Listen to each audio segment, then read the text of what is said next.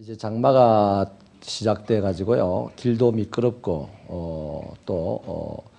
이곳저곳 산사태 일어난 곳도 앞으로 생기고 할 텐데 여러분들 안전에 하나님의 은혜가 있기를 바랍니다. 오늘은요.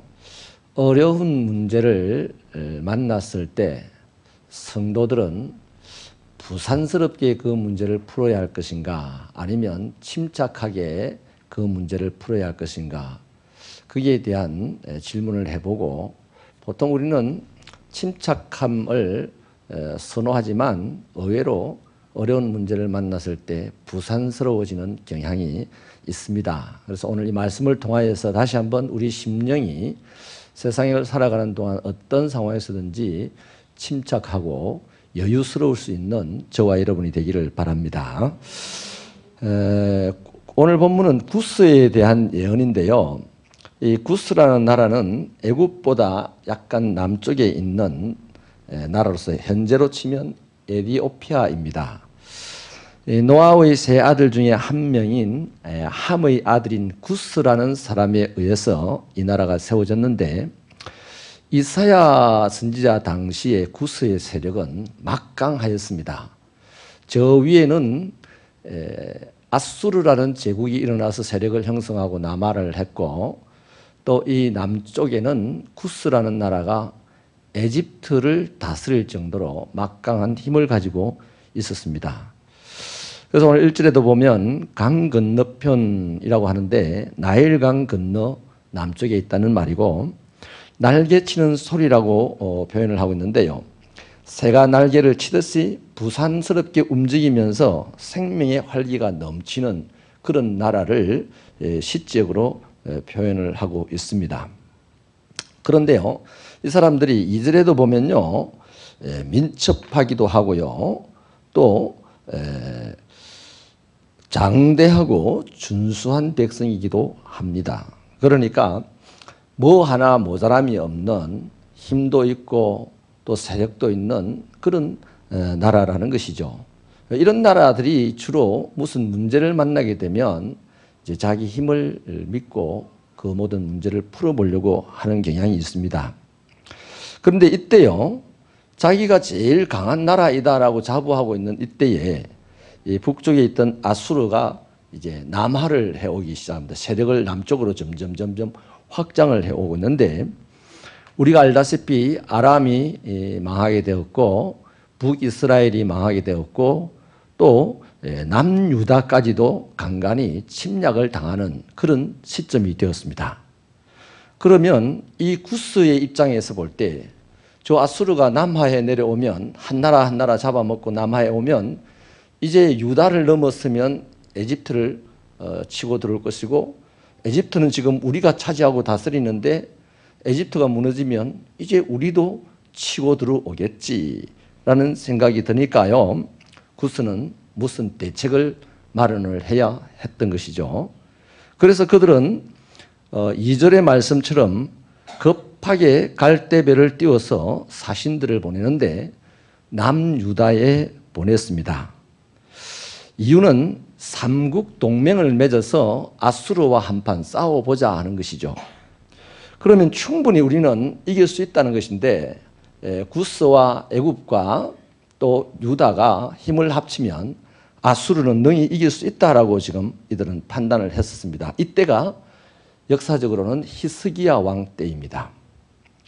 여러분, 구스가요, 지금 저 위에서, 저 멀리 위에서 지금 아수르라는 나라가 점점 남쪽을 진격을 해 내려오는데, 이쪽 구스 남쪽의 나라인 구스 땅에서 막 급하게 민첩한 사신들을 애굽으로 보낸다는 말씀을 지금 기록을 하고 있습니다.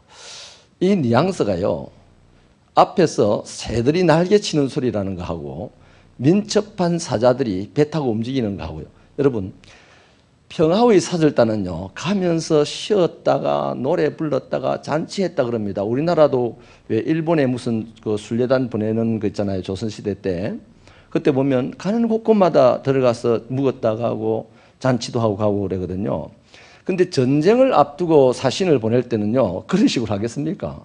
그럴 리가 없죠. 민첩하게 그냥 아주 긴장하면서 가는데 이런 뉘앙스들의 어떤 느낌이 듭니까? 굉장히 부산스럽지 않습니까? 자, 아수르가 지금 점점점 남쪽으로 진격해 온다. 위험한 문제가 하나 생기긴 생겼어요. 이런 위험한 문제가 생겼을 때 지금까지는 우리나라가 제일 강력한 나라라고 생각을 했던 이 구스가 지금 이 유다라는 나라에게 지금 사신들을 보내가지고 우리 동맹을 맺자고 막 이렇게 움직이는 것이 상당히 부산스럽습니다. 부산스러운 이유가 있죠. 자기 힘, 자기 능력을 믿고 살던 사람이요, 문제를 딱 만나게 되면요, 굉장히 부산스럽습니다. 신앙인들 중에서요, 세상 사람들은 원래 부산스럽고, 시작부터 부산스럽고, 신앙인들은 편안하게 잘 가다가도요, 어찌 보면 참 진중한 것 같고 한데도 문제가 딱 일어나면요, 그 사람의 댐댐이가 나타납니다. 자기 힘, 자기 능력을 과장되게 믿고 살아갔던 사람은 문제를 만났을 때 굉장히 소란스럽습니다. 부산합니다. 그러나 누구를 나의 능력이 부족함을 알고 전능하신 하나님이 나의 하나님인 줄 믿고 그 하나님을 의지하는 사람은요, 문제를 만났을 때 이제 표가 나는 겁니다. 그럴 때일수록 점점 더 침착해지고 진중해지는 것이죠. 자, 이렇게 사람들이 막 그 사신을 보내가지고 부산스럽게 동맹을 맺자, 우리 동맹 맺으면 이길 수 있다. 그런데 사실은 잽이 안 되거든요. 아수르를 누가 일으켰습니까? 하나님이 일으키신 나라입니다. 뭐 하려고? 하나님의 말 안 듣는 나라를 내 자식의 나라든지 남의 자식의 나라든지 상관없이 당신의 말을 안 듣는 나라들을 두들겨 패는 몽둥이로 하나님이 일으킨 나라인데, 하나님에 의해서 아수르가 무너져야 되지, 그 힘 좋은 구스에 의해서 아수르가 무너진다면 하나님의 뜻은 어디로 갑니까? 어그러지잖아요. 아멘이십니까? 그래서요, 이런 구스 사람들에게 2절부터 말하기를 너희 나라로 돌아가라 이 말입니다. 잘났다고 하는 너희 나라로 돌아가라, 그 얘기죠. 그러면서 하나님이 말씀을 하시기를요, 3절을 우리 같이 읽어볼까요? 3절 말씀 시작.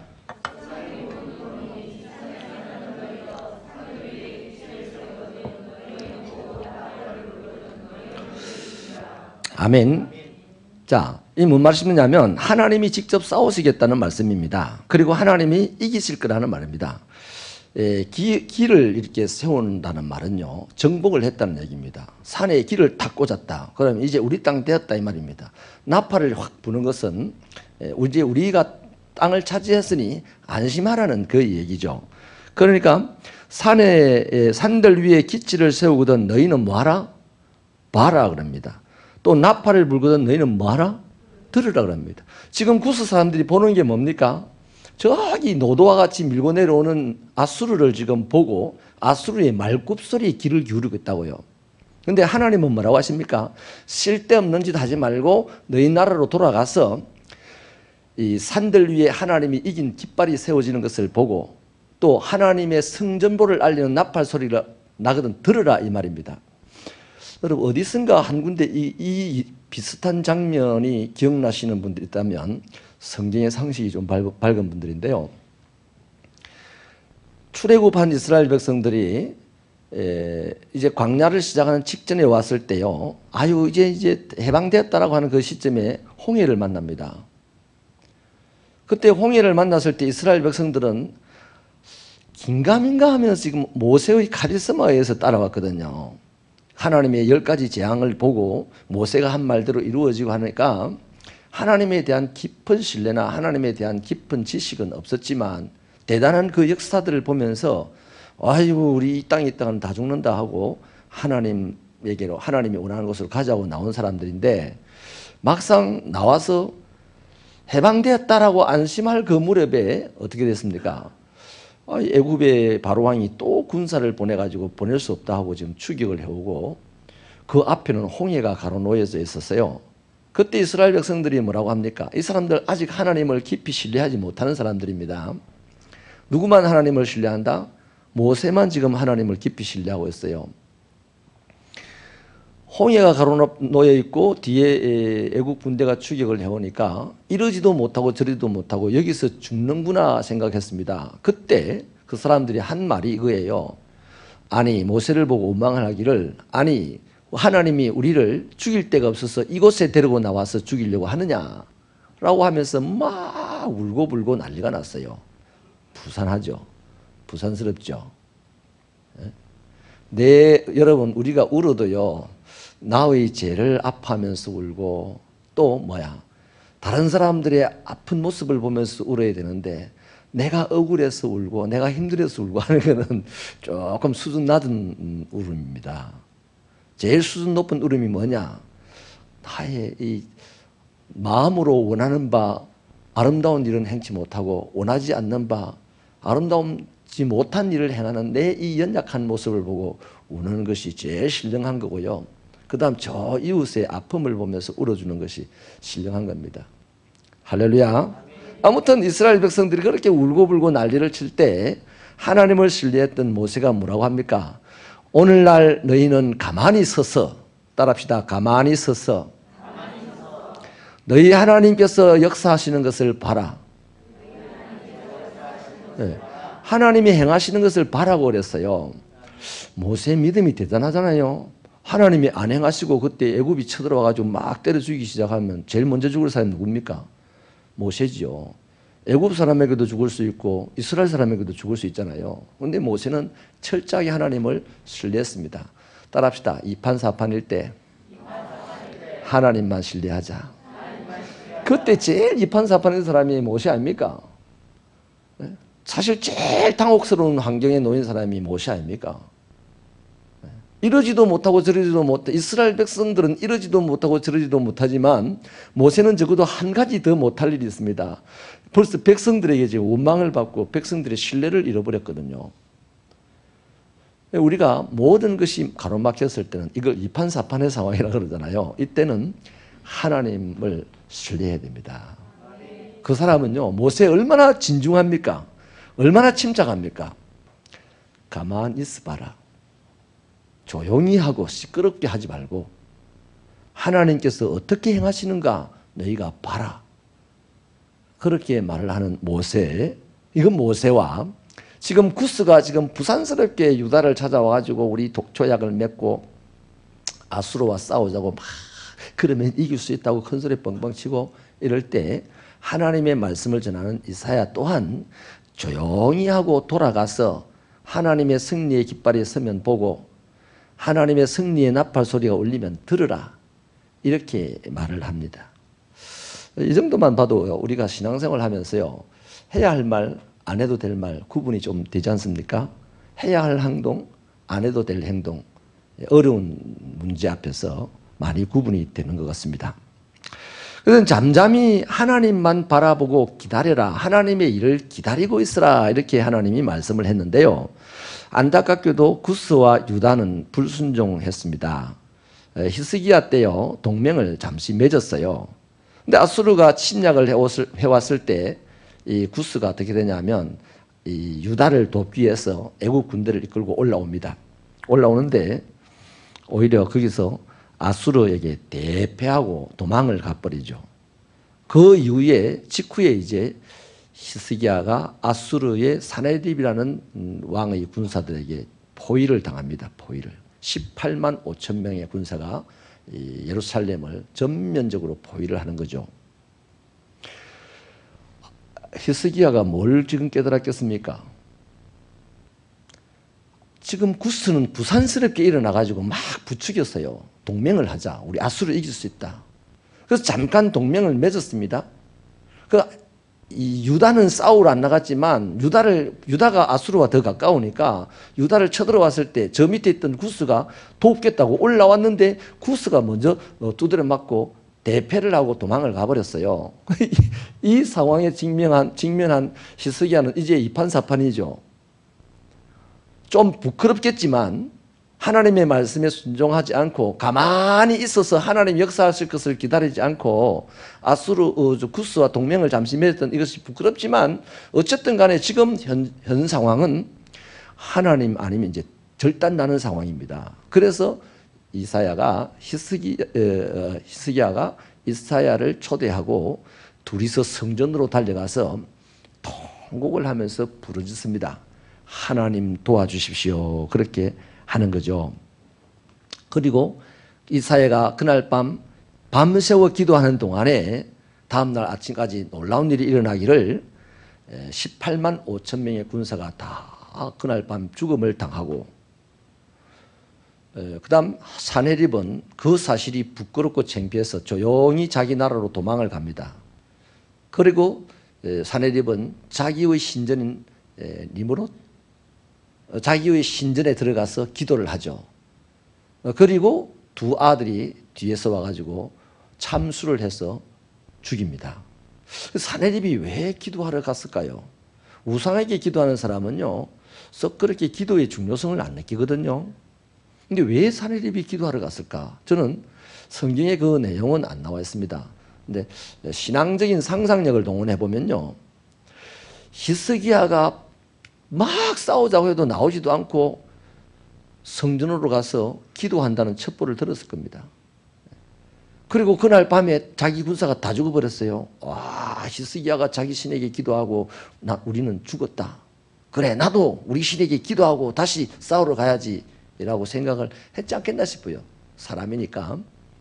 그런데 뭐 자기 뜻대로 되지 아니하고 오히려 아들에게 죽임을 당하는데, 이것 또한 하나님께서 한번 작정하시면 한 명도 안 남기고 모조리 썰어버린다는 거죠. 하나님의 그 계획을 비켜갈 사람이 하나도 없다는 거죠. 세상에 아수르의 수도 니느웨까지 하나님이 쫓아가서 그 두 아들을 시켜서 아버지를 죽이게 만드는 그 하나님이십니다. 그러니 여러분, 교훈입니다. 첫 번째 교훈을 드릴게요. 문제 해결을 하려면 어떻게 해야 되냐 이거예요. 솔직한 얘기로 최선을 다하는 것도 맞습니다. 우리 힘과 능력과 지혜를 다 모으고 최선을 다해서 움직여야 해요. 그러나 그보다 먼저 해야 될 것이 신앙인에게는 있습니다. 하나님의 이름을 부르며 하나님의 도우심을 구하는 일부터 먼저 해야 됩니다. 그런데 내가 세상적으로 가진 힘, 지혜나 또 지식이나 또 육체의 건강이나 재물이나 이런 것이 많이 있는 경우에는요, 거기에 문제가 생겼을 때는 내 지식, 내 힘, 내 물질로 그 문제를 해결하려고만 하지 하나님의 도움을 구하는 것을 우선하지 않는 경향이 있다 이 말입니다. 오늘 이 말씀은 뭐라고 합니까? 우리 인생살이 하면서 가지고 있는, 세상에서 가지고 있는 모든 힘의 권한들을 다 모아서 그것을 최선을 다해서 사용해야 되지만, 그보다 먼저 해야 될 것이 뭐다?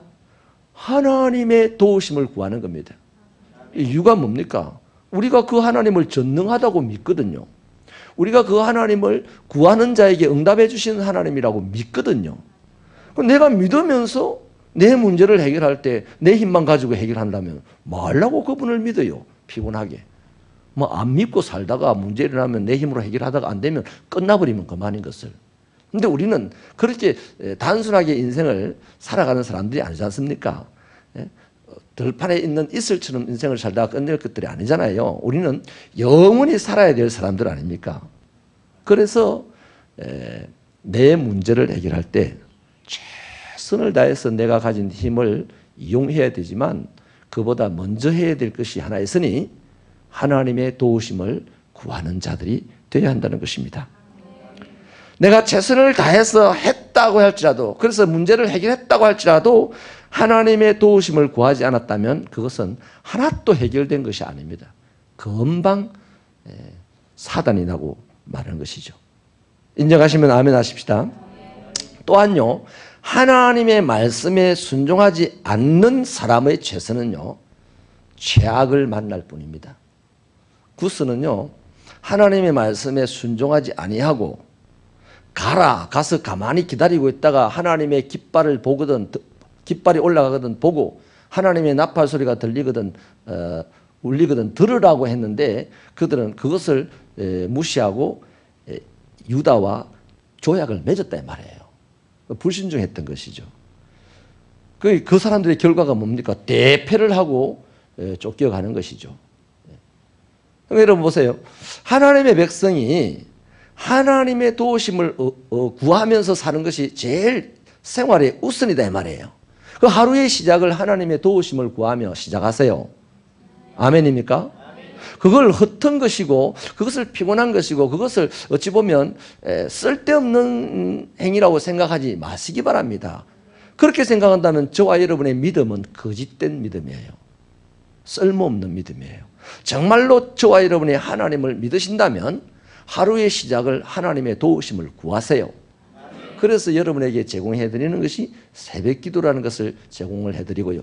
새벽기도가 또 능력에 다 차이가 있기 때문에 새벽기도가 안 되시는 분들은 하루에 일어나는 시간 7시라면 7시에 벌떡 일어나가 양식이라고 밥 먹고 뛰쳐나가지 마시고 일어나시거든 조용히 침대 맡을 붙잡고라도 하나님 하고 오늘 하루를 하나님께 내어놓고 이 하루에 내가 최선을 다하여 달려가겠으나 하나님이 도우심이 없으면 헛된 것이니 하나님 이 일에 도움 주시옵소서. 이렇게 기도하면서 하루를 시작해야 돼요. 새벽 기도를 다 할 수 없다 할지라도 하루의 시작은 기도로 시작할 수 있는 우리 새벽기도 성도들이 되시기를 축원합니다. 그리고요 우리가 기도를 하다 보면 또 일을 살아가다 보면 하나님의 말씀이 들립니다. 하나님의 말씀이 들리거든요. 저와 여러분 자신이 가지고 있는 힘과 능력들 다 내려놓고 하나님의 말씀에 순종을 하십시오. 하나님의 말씀에 순종하지 아니하고 내 뜻대로 일을 했던 그 결국은 최선을 다했으나 최악을 경험할 뿐입니다. 아멘이십니까? 이제 하나님의 역사를 한번 보겠습니다. 하나님께서 승리하거든 보고 또 승리의 소리가 들리거든 들으라 이러는데 그 승리의 그 역사가 뭔지를 한번 보시면요. 4절로 6절에 있는데요. 아수르를 멸망시키는 내용입니다. 자, 우리 4절부터 6절을 같이 한번 읽어볼까요? 시작.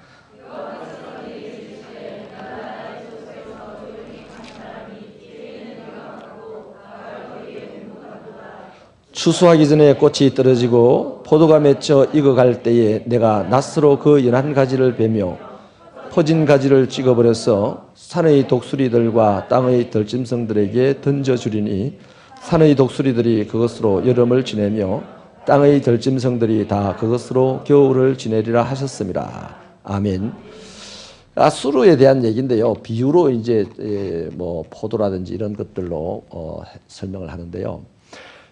채 자라기도 전에 연할 때 잘라가지고 짐승의 먹이로 준다는 것이고 새의 먹이로 준다는 것이죠. 그러면 워낙 4배로 두면요 어마어마한 풍작을 이룰 것 같은데 그 풍작을 이룰 만큼 어마어마하게 지금 뭔가 되고 있는데 그게 다 열매를 맺기 전에 딱 잘라버리면 이제 사람은 하나도 못 먹죠.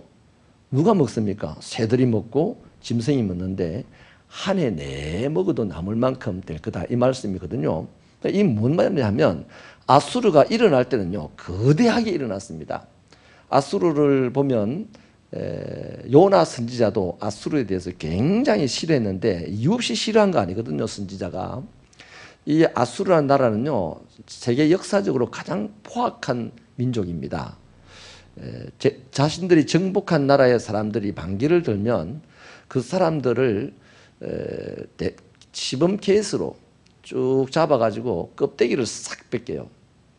껍데기를 그대로 벗겨서 연을 만들어가지고 아수르 니느의 성 입구에다 쫙 걸어 놓습니다.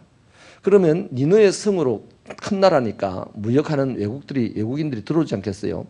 그 니느의 성으로 들어오면서 그 시체에 연이 되어 있는 시체들을 보면서 사람 껍데기를 보면서 이 나라를 건드렸다가는 뼈도 못 추린다는 생각을 하게 하고 또 아수르 사람들 자신들에게는 전 세계에서 우리를 건드릴 자가 없다는 자부심을 갖게 하는 그런 무자비한 사람들이었어요. 그런데 이게 무자비함으로 팍 일어났는데 정말 노도같이 일어났습니다. 그런데 하나님께서요 이 나라를 역사를 80년 정도밖에 안 돼 탁 잘라버렸어요. 금방 일어났다가 금방 망하게 돼버렸습니다. 가장 강력한 힘으로 일어났지만 가장 빠른 시간 안에 멸망한 나라가 되고 말았죠. 그래서 여러분 이렇게 하면서 오늘 본문에서 4절에 보니까요 재미있는 표현이 있는데요. 그게 하나님에 대한 설명이 나옵니다. 자, 하나님께서는 이런 방식으로 갑작스럽게 아수르를 멸망을 시킬 텐데 4절에 하나님에 대한 설명이요. 여호와께서 내게 이르시되 내가 나의 처소에서 조용히 감찰함이 쬐이는 일광 같고 가을 더위의 운무 같도다. 여러분 이게 바로 하나님의 일하시는 모습입니다. 하나님의 일하시는 모습은 부산스럽지 않습니다. 멋진 하나님의 교회의 일은 부산스럽지 않습니다. 평안하여 든든히 서가지 뭐 시끌벅적 복작복작하면서 서가는 건 아니에요. 아멘이십니까?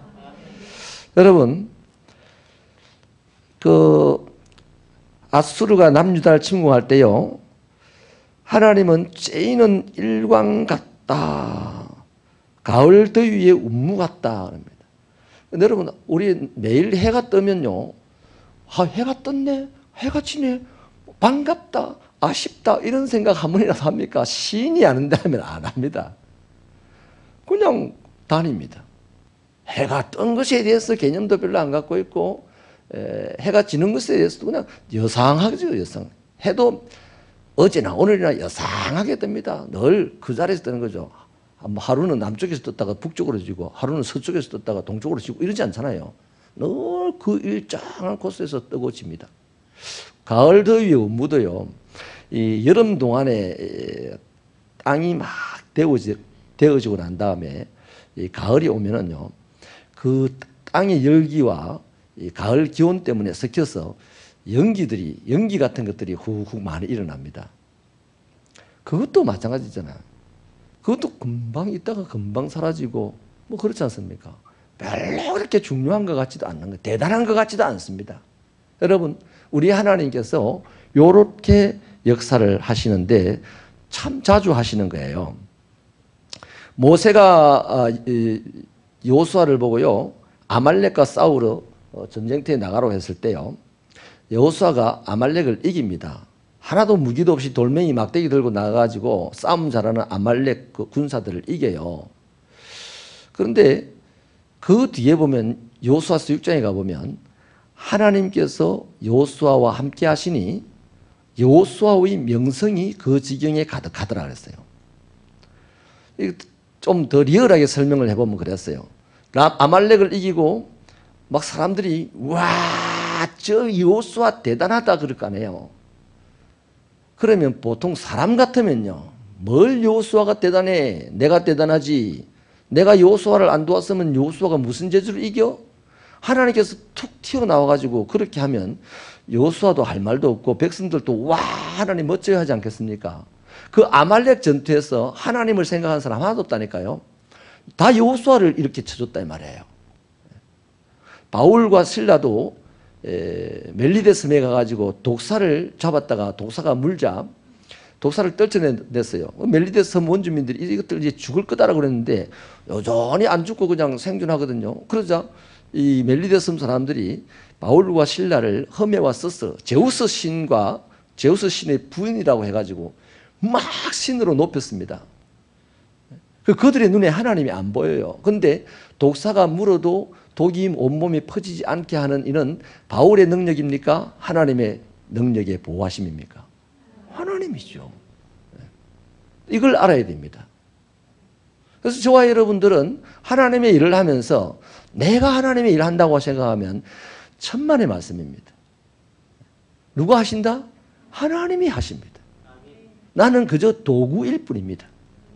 그렇게 생각을 하고 하셔야 돼요.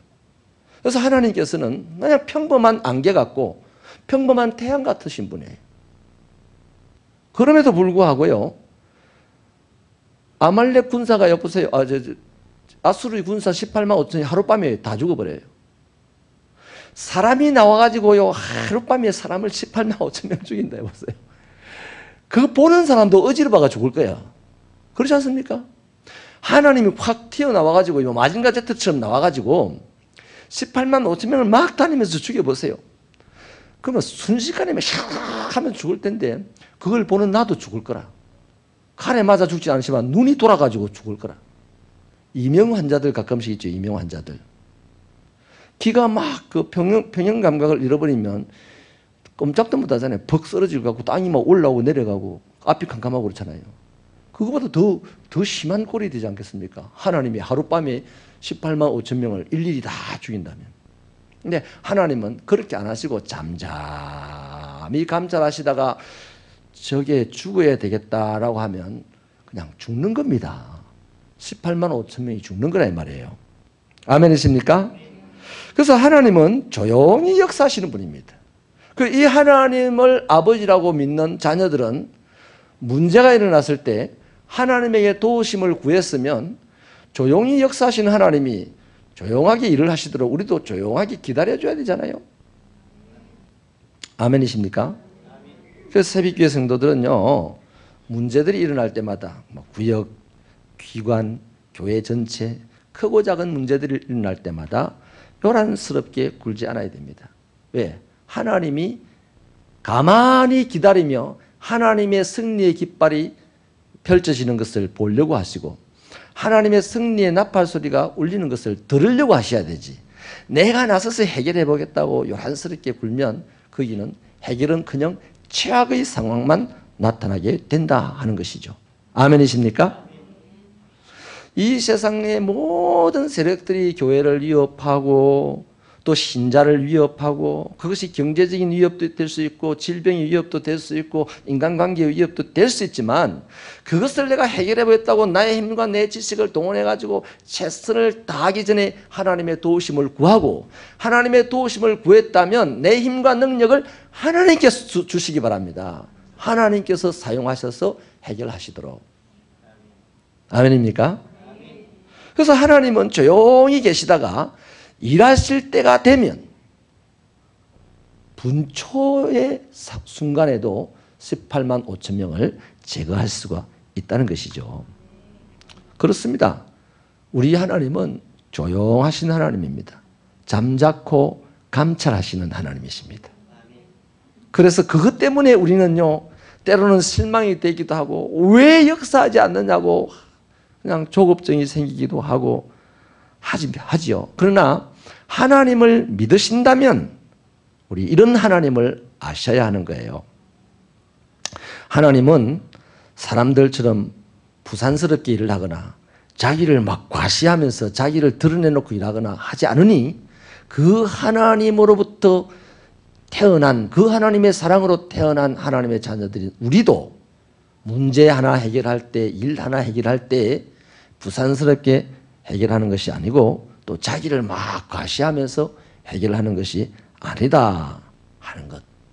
이것이 오늘 우리들이 전체적으로 가져야 될 교훈인 줄로 믿습니다.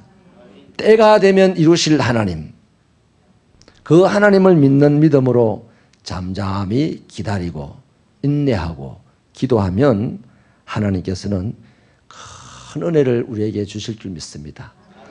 대부분의 사람들이 조급증에 빠지고 자기 힘으로 해결하려고 하고 그러면서 과시하면서 해결하려고 하는데 너는 너를 나처럼 드러내지 아니하고 너는 나처럼 조용하게 일을 처리하려고 하는구나.